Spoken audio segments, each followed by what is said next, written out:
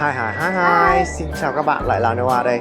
Mình đang ở sân bay chuẩn bị rời Sri Lanka sau 14 ngày du lịch ở đây. Mình muốn làm clip này để chia sẻ những cái kinh nghiệm mà mình đã lượm lặt được để những bạn nào mà du lịch Sri Lanka có thể cảm thấy dễ dàng và thuận tiện nhất. Và dưới đây là những điều mà các bạn cần biết khi du lịch Sri Lanka lần đầu. Sri Lanka ở đâu và vì sao đáng đi? Sri Lanka là một quốc đảo nằm ngay phía nam Ấn Độ và có cùng múi giờ với Ấn Độ luôn, tức là GMT cộng 5 giờ 30, chậm hơn Việt Nam 1 tiếng 30 phút. Tuy diện tích chỉ bằng 1/5 của Việt Nam nhưng mà quốc đảo này lại vô cùng hấp dẫn và đa dạng. Bạn có thể thỏa thích đu người trên những đoạn đường tàu băng qua những đồi chè, những cây cầu đá và đoạn đi qua cầu 9 nhịp ở Ella được mệnh danh là một trong những cung đường sắt đẹp nhất thế giới. Đây chính là cái cầu mà có 9 nhịp rất là nổi tiếng. Thường mọi người cũng hay chụp ảnh kiểu như này. Tiếp đó là cảm nhận Phật giáo nguyên thủy với cội bồ đề cổ xưa nhất còn lại tới ngày nay. Cây bồ đề này được chiết từ cây gốc và mang sang đây hàng ngàn năm trước nên vô cùng linh thiêng. Bạn cũng có thể chiêm ngưỡng những bảo tháp, những ngôi chùa với màu sắc rất riêng. Sri Lanka lưu giữ được những cảnh sắc thiên nhiên hiếm có. Đầu tiên phải kể tới những safari khác biệt, nơi bạn có thể ngồi trên xe jeep, ngắm các động vật hoang dã và nổi tiếng nhất chính là báo hoa mai. Chưa hết, chúng ta có thể rong ruổi ở miền biển phía nam như Mirissa để ngắm cá voi và cá heo. Lịch sử và văn hóa của Sri Lanka cũng khiến cho quốc đảo này thêm phần thu hút. Bạn có thể thăm thú các di tích dưới thời thuộc địa của Bồ Đào Nha, Hà Lan, rồi Anh Quốc với những pháo đài, hải đăng và các công trình cổ. Và còn rất nhiều những trải nghiệm khác mà vừa rồi mình chỉ chia sẻ một vài điều mình thấy ấn tượng nhất. Dưới đây là lịch trình sơ bộ của mình để các bạn tham khảo nhé. Mình bắt đầu từ Colombo lên vùng văn hóa Phật giáo Anuradhapura. Sau đó thì chuyển sang cao nguyên Kandy, Ella, rồi vòng xuống phía nam với safari ở Yala, biển Mirissa, thăm thành phố cổ Gale rồi quay lại Colombo. Do thời gian mình đi khá dài, tới 2 tuần liền nên đi được rất nhiều điểm. Bạn nào có ít thời gian hơn thì có thể chọn lọc. Nhớ sắp xếp các điểm này theo chiều kim đồng hồ hoặc là ngược chiều kim đồng hồ để tránh ngược đường nhé. Chi tiết về các cái địa điểm này hãy đón xem các video của mình sắp tới nhé. 2. Sri Lanka có an toàn không? Ngắn gọn thì câu trả lời của mình là có. Nhìn Sri Lanka, có thể nhiều người sẽ nghĩ có gì đó giống Ấn Độ, nhưng trải qua 2 tuần ở đây, mình lại thấy con người ở đây khác hẳn. Phần lớn người dân rất hiền lành và cực kỳ nhiệt tình. Ngoại trừ một số nơi chào mời dịch vụ quá nhiều thì gần như mình không gặp trải nghiệm khó chịu gì ở đây. Nói vậy nhưng bạn cũng không nên quá chủ quan khi tới một đất nước lạ, bởi ở đâu cũng có người nọ người kia, cho nên vẫn cần cảnh giác với tài sản cá nhân. Thêm vào đó, nguy hiểm thì cũng không hẳn, nhưng chính ưu điểm về động vật hoang dã xuất hiện rất phổ biến lại mang đến những tình huống dở khóc dở cười. Chuyện là khi vào rừng ở Ella thì mình đã bị vắt cắn, mãi đến khi tới quán ăn mới phát hiện ra. Ngoài ra, chúng ta có thể dễ dàng gặp khỉ hay là kỳ nhông trên đường. Giữa đường mà có thể gặp động vật như bình thường này các bạn này. Đấy. Biết trước được những điều này thì mình nghĩ bạn có thể hoàn toàn tự đảm bảo an toàn cho mình.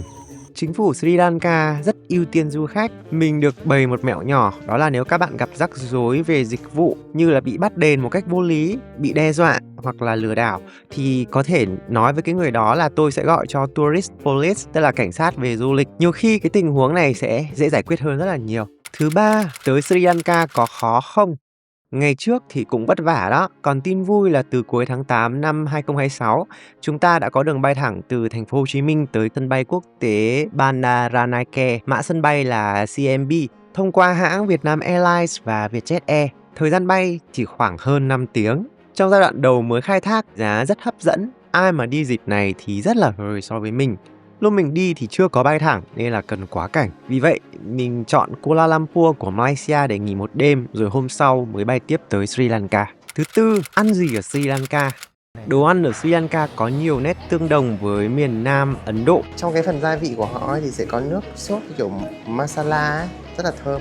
Cũng có cà ri, các loại bánh bột mì, nhưng mà mình thấy có vẻ sạch sẽ và dễ ăn hơn. Nhìn chung so với khẩu vị người Việt sẽ hơi mặn và có một số món khá cay. Dưới đây là một số món mà mình ăn thử. Đầu tiên là cơm và cà ri truyền thống. Một phần ăn đầy đủ ở đây sẽ có cơm ở giữa, xung quanh là rất nhiều loại cà ri khác nhau.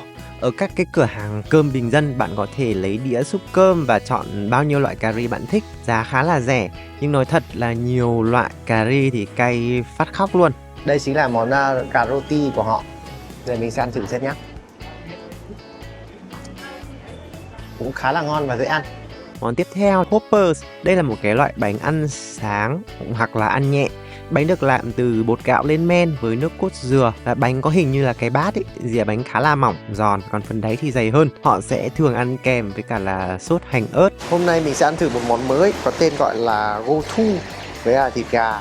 Món này thì được làm bằng cách cắt nhỏ một cái loại bánh dẹt, sau đó thì xào trên chảo gang nóng cùng với trứng, rau củ, thịt và cà ri. Ngoài ra còn rất nhiều món nữa bạn có thể thử.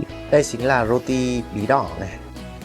Đồ ăn Ấn cũng rất phổ biến, cho nên các bạn có thể thử các cái món như là naan, dosa, tandoori. Vì mình đi Ấn rồi cho nên là mình ăn mấy cái món này cũng được. Đồ của người Hoa thì ít hơn, nhưng thi thoảng bạn vẫn có thể gặp các cái cửa hàng này ở các cái khu du lịch. Các món của Sri Lanka thì phần lớn mình đều ăn được và không gặp bất cứ một cái vấn đề gì về bụng dạ. Nhưng có thể nhiều bạn sẽ không quen, cho nên bạn nào mà cần thì có thể thủ thêm vài hộp mì ăn liền. 5. Yêu cầu gì về visa, thủ tục nhập cảnh thế nào? Tính tới lúc mà mình làm video này thì công dân Việt Nam vẫn cần xin thị thực để vào Sri Lanka. Tuy nhiên nếu biết cách thì rất đơn giản và siêu nhanh. Bạn có thể xin ETA trước hoặc tới nơi mới xin, tức là visa on arrival ấy. Lời khuyên là nên xin ETA, nhập cảnh sẽ nhanh hơn. Mình đã làm một cái video hướng dẫn chi tiết về xin ETA online, bạn có thể xem theo link trong phần mô tả nhé. Thủ tục nhập cảnh của Sri Lanka cũng rất là gọn nhẹ. Mình vừa làm xong thủ tục nhập cảnh Sri Lanka. Nhìn chung thì thủ tục cũng không có cái gì cả, bởi vì mình đã xin sẵn ETA ở nhà rồi. Tuy nhiên thì họ sẽ hỏi một số câu, ví dụ như là họ yêu cầu là trình vé chiều về này, cũng như là khách sạn trong suốt quá trình ở đây. Nhưng mà nhìn chung thì cũng mất tầm khoảng 5 phút thôi. 6. Sri Lanka dùng tiền gì và có đắt đỏ không? Người Sri Lanka thì họ tiêu đồng rupee Sri Lanka. Bây giờ mình sẽ gọi nhanh là rupee thôi. Thì đồng rupee Sri Lanka thì có đồng mệnh giá to nhất là 5.000 rupee. Đấy, tờ này là tờ 5.000. Mệnh giá nhỏ hơn là 2.000. Đây có tờ 2.000 rupee đây. Đấy, tờ này là tờ 2.000 rupee. Tiếp nữa là tờ 1.000 rupee. Đây, tờ 1.000 rupee như này. Đây là đồng 500 rupee của họ. Đồng phổ biến tiếp theo là đồng 100 rupee. Đây là đồng 100 rupee của họ này. Tỷ giá thì sẽ luôn biến động theo thời gian, bạn sẽ cần cập nhật. Tới tháng 7 năm 2026 thì có thể làm tròn 1.000 rupee Sri Lanka bằng 80.000 tiền Việt. Nhìn chung mình thấy tỷ giá đồng Sri Lanka càng ngày càng bị mất giá so với cả là đô Mỹ và tiền Việt. Nếu bạn nào thích thì có thể tìm hiểu thêm về cuộc khủng hoảng kinh tế nghiêm trọng của họ năm 2022 dẫn tới lạm phát kinh hoàng. Vừa mới dần ổn định lại thì lại gặp giá dầu tăng, nên là đồng rupee của Sri Lanka tiếp tục mất giá. Chính bởi vậy, hiện du lịch Sri Lanka khá là có lợi. Nếu mà biết cách chi tiêu, chọn nhà hàng và khách sạn bình dân giống như mình thì giá cả ở Sri Lanka có thể khiến bạn cảm thấy bất ngờ vì độ rẻ đấy. Tuy nhiên thì người nước ngoài thì cần hết sức lưu ý, bởi vì thường họ sẽ hơi chặt chém người nước ngoài một tí, đòi hỏi khả năng mặc cả cao. Trước khi đi thì mình nghe đồn là ở đây đắt lắm vì là quốc đảo mà. Thực tế thì với những gì mà họ tự sản xuất ra thì khá là rẻ, còn những gì khó khăn phải nhập mới đắt hơn. Lát nữa khi các bạn nghe về cái phần vé xe buýt hay túc túc, các bạn sẽ thấy rất bất ngờ về cái độ rẻ. Đắt đỏ nhất ở đây chính là tiền cho các dịch vụ du lịch như là tour safari hay là tour ngắm cá voi. Đổi tiền thế nào? Ở đây tiêu tiền mặt là chủ yếu nên là cái việc đổi tiền gần như là bắt buộc. Chúng ta có thể đổi từ đô la sang rupee Sri Lanka. Đây là ngoại tệ mà có lợi nhất. Đây chính là một cái đất nước hiếm hoi mà bạn có thể tự tin đổi ngay tại sân bay mà không sợ bị hớ. Khi đổi mình cảm thấy là so với trung tâm thì giá của nó cũng xấp xỉ như nhau thôi. Mẹo nhỏ là bạn sẽ cần đổi sang tiền lẻ để có thể trả túc túc hay là đi xe buýt. Kinh nghiệm của mình với các cái nước như kiểu Sri Lanka hay Ấn Độ đấy là cần phải có tiền nhỏ, thì mình đổi 300 đô la là tiền lớn, còn mình đổi 100 đô là mệnh giá tiền nhỏ hơn. Như vậy thì chi tiêu ở bên Sri Lanka sẽ dễ dàng hơn. Bởi vì nhiều khi tài xế vì lý do là không có tiền trả lại, họ sẽ không trả lại bạn luôn. Ở các thành phố lớn như là Colombo hay Kandy, có rất nhiều nơi vẫn thanh toán bằng thẻ được. Những lúc này thì mình luôn tận dụng để tránh phải đổi đô nhiều. Bạn có thể mang dự phòng thẻ Visa hay Mastercard trong những trường hợp như thế này. 7. Di chuyển ở Sri Lanka có dễ dàng không? Trước khi đi Sri Lanka, mình lo nhất là về di chuyển, bởi sẽ sử dụng phương tiện công cộng là chủ yếu. Sau khi đi xong mình thấy khá là đơn giản. Mình sẽ liệt kê các phương tiện chính và một vài mẹo. Để di chuyển xa, tàu hỏa là lựa chọn nên được ưu tiên. Đến Sri Lanka thì nhất định cần trải nghiệm tàu hỏa. Đây, bờ biển của họ sát đường tàu luôn, cho nên là quay cảm thấy rất là thoải mái. Có điều không phải là hành trình nào cũng có tàu và cần xem giờ tàu có phù hợp với cái lộ trình của bạn không. Do đó trong suốt cái hành trình của mình chỉ có 2 chặng đi bằng tàu hỏa thôi. Cuối cùng thì tàu cũng đặt đến ga rồi. Bạn có thể kiểm tra và đặt vé trước tại website chính thức mình có để trên phần mô tả. Các cái chặng đường đẹp như là từ Kandy đến Ella thì cần đặt sớm vì hết vé rất nhanh. Bạn có thể đặt trước tối đa 30 ngày. Vé hạng thường có thể mua trong ngày tại ga nhưng mà không chắc là sẽ có chỗ ngồi. Có một điều hơi tiếc là lúc mình đi thì đoạn tàu từ Kandy đến Ella lại hư hỏng do cái cơn bão năm trước. Tuy vậy mình vẫn đi được cái chặng có cầu 9 nhịp. Phương tiện tiếp theo mà mình dùng cực kỳ nhiều đó là xe buýt, bao gồm cả xe buýt liên tỉnh và xe buýt nội thành. Xe buýt ở đây có cả xe buýt của nhà nước và xe buýt tư nhân với mật độ xe cực kỳ nhiều. Xe nhà nước có giá rẻ bất ngờ luôn với cái số tiền tính theo chặng rất là công khai. Điểm chung của các cái xe buýt nhà nước là giá khá rẻ, chắc là do được trợ giá. Và họ sẽ có cái máy in vé như này này. Mình đi từ Ella đến Tissa hơn 90 km mà giá chỉ có 330 rupee, tức là chưa đến 30.000 tiền Việt. Quá là rẻ luôn. Có điều, bạn sẽ cần chuẩn bị tinh thần đi một cái xe hơi cũ nên là đừng kỳ vọng nhiều quá nhé. Vì mình lên ở bến giữa ấy, cho nên là xe khá là chật rồi. Nếu mà thích xe chất lượng cao, bạn có thể chọn các loại xe tư nhân có máy lạnh và giá cũng không hề đắt. Ví dụ như là mình đi từ Colombo đến Anuradhapura là gần 190 km mà giá chỉ có 1.340 rupee, tức là 110.000 tiền Việt mà thôi. Nếu các bạn đi xe tư nhân mà bắt giữa đường thì nhớ mặc cả rõ ràng nhá. Nhiều khi người ta có thể nói thách giá gấp 3, gấp 4, thậm chí nhiều hơn ấy. Với xe buýt nội thành ở Colombo thì giá siêu rẻ. Chặng ngắn tính ra tiền Việt chỉ khoảng tầm 3.000 thôi. Còn nếu mà các bạn đi xa hơn thì sẽ mất nhiều tiền hơn. Khi mà mình đi từ sân bay về trung tâm thì mình đi bằng một cái loại xe buýt nhỏ có máy lạnh của tuyến 187. Giá chỉ có 290 rupee, tức là khoảng 25.000. Bạn nào mà không thích các phương tiện công cộng thì có thể gọi taxi hoặc tuk tuk qua ứng dụng Pick.me hoặc là Uber nhé. Pick.me thì có giá rẻ hơn. Sử dụng các ứng dụng này bạn sẽ không cần phải mặc cả, nhưng nhớ là mang theo tiền lẻ. 8. Thời điểm đẹp nhất để du lịch. Khí hậu Sri Lanka là nhiệt đới gió mùa nhưng mà lại thay đổi theo vùng. Có nơi thì nóng, ẩm nhưng mà cũng có nơi lại mát mẻ quanh năm. Nhìn chung thì Sri Lanka sẽ có 2 mùa mưa và mùa khô khá là rõ rệt. Thời điểm đẹp nhất từ tháng 12 đến tháng 4.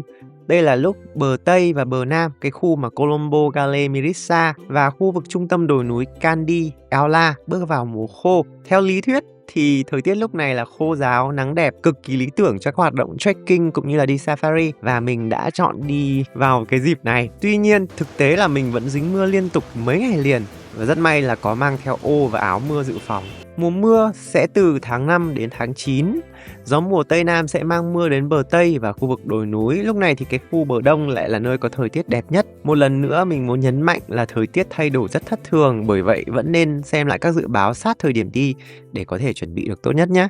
9. Mạng 4G ở đây có tốt không và mua SIM ở đâu? Sau khi đã đi được khá nhiều nơi, mình có một cái lời khen đến chất lượng mạng 4G cũng như là cái mức giá rẻ cho cái SIM bên này. Ngay khi xuống sân bay, bạn đã có thể mua SIM ở các cái quầy, đặc biệt là của hai nhà mạng lớn nhất là Dialog và SLT Mobitel. Mình dùng SIM Dialog với giá là 1.400 rupee, tức là khoảng 120.000 tiền Việt, thanh toán bằng thẻ. Mua SIM trực tiếp có lợi là bạn có một cái số điện thoại của Sri Lanka, và khi cài những cái app như là Pick.me, đây là cái app để gọi xe của họ, thì cực kỳ tiện. Còn bạn nào mà không cần thiết lắm và muốn xuống sân bay cái là có thể đi luôn thì có thể mua trước eSIM. Mình sẽ để lại link mua eSIM trên Trip, nhưng lưu ý là với các cái gói dài ngày thì giá nó sẽ đắt hơn so với cả là mua SIM trực tiếp nhé. 10. Văn hóa và ngôn ngữ ở Sri Lanka. Có hai dân tộc lớn ở Sri Lanka quyết định lớn đến ngôn ngữ và văn hóa của đất nước này, đó là người Sinhala, phần lớn theo Phật giáo, và người Tamil, chủ yếu là theo Ấn Độ giáo. Ngoài ra, còn có các tôn giáo khác như là Thiên Chúa giáo hay là Hồi giáo. Khi đến các cái đền chùa này thì bạn hãy chú ý về trang phục như là không mặc quần đùi, áo hở vai. Đặc biệt là khi vào các khu vực linh thiêng thường sẽ cần cởi giày dép và đi chân trần. Đoạn nào mà nhiều sỏi thì mình khuyên là các bạn cứ nên đeo tất. Nhìn chung người Sri Lanka giao tiếp bằng tiếng Anh dạng nghe nói thì rất là tốt. Chắc là do họ cũng từng là thuộc địa của Anh. Nhưng nếu mà bạn giơ điện thoại ra và chỉ cho họ các ký tự thì nhớ chọn ngôn ngữ Sinhala với ký tự riêng. Có một số người thì có thể nghe được nhưng mà không đọc được chữ cái tiếng Anh. Đây là cái điều mà mãi gần cuối hành trình mình mới nhận ra. 11. Một số lưu ý không thể bỏ qua. Ổ cắm điện ở đây sử dụng loại 3 cái chấu tròn giống Ấn Độ này. Cũng có nơi lại dùng lại 3 chấu vuông giống Malaysia ấy. Cho nên là khi mà đi các bạn nhớ mang theo ổ chuyển đổi quốc tế nhé. Ngoài những cái hành lý thông thường thì nhớ mang theo xịt muỗi và thuốc chống vắt. Cũng đừng quên mua bảo hiểm du lịch cho những cái chuyến đi quốc tế như thế này. Đặc sản của Sri Lanka là trà Ceylon trứ danh thế giới. Ceylon chính là Tích Lan, tên cũ của Sri Lanka ấy. Không biết bạn biết chưa, nhưng mà Dilmah chính là thương hiệu trà thuần Sri Lanka nổi tiếng. Bạn có thể ghé siêu thị ở các thành phố lớn để mua các hộp trà đen nguyên bản, các loại gia vị cà ri hoặc các món đồ thủ công mỹ nghệ về làm quà. Còn rất nhiều điểm mà một cái video ngắn như thế này của mình không thể đề cập hết được. Hãy đón xem hành trình chi tiết và đặt thêm câu hỏi để mình có thể trả lời cho các bạn nhé. Còn bây giờ thì xin chào và hẹn gặp lại các bạn trong các video tiếp theo.